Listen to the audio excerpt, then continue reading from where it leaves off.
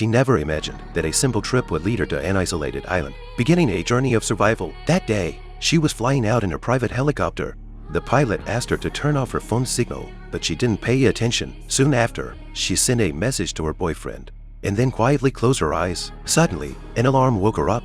The plane shook violently, and she felt a surge of panic. Only then did she hurriedly fasten her seatbelt. The plane began to plummet rapidly.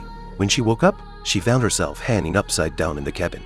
With the sound of running water around her, she struggled to lower herself down. And just as she steadied herself, the plane shook violently again. Soon, the cabin began to fill with water. Fortunately, the woman knew how to swim.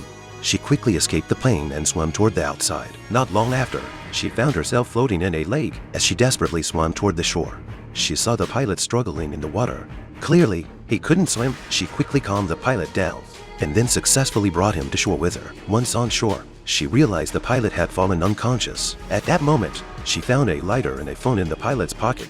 She decided to try using the phone to contact the outside world. However, no matter how many times she dialed, she received no response. She anxiously stood in place, thinking that a higher place might catch a signal.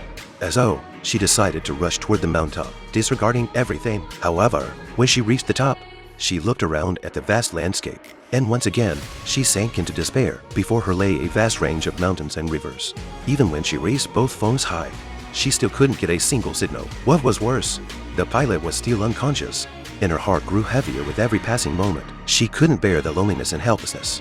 So, she screamed for help, but even as her voice broke, no one answered. After calming down a bit, she gathered a few dry sticks and planned to start a fire to warm herself. She pressed the lighter, but there was no response. Thinking it was the wind, she raised her other hand to shield it. But after several attempts, it still didn't work. Finally, she realized that the only lighter had been damaged by water. At that moment, she felt utterly hopeless.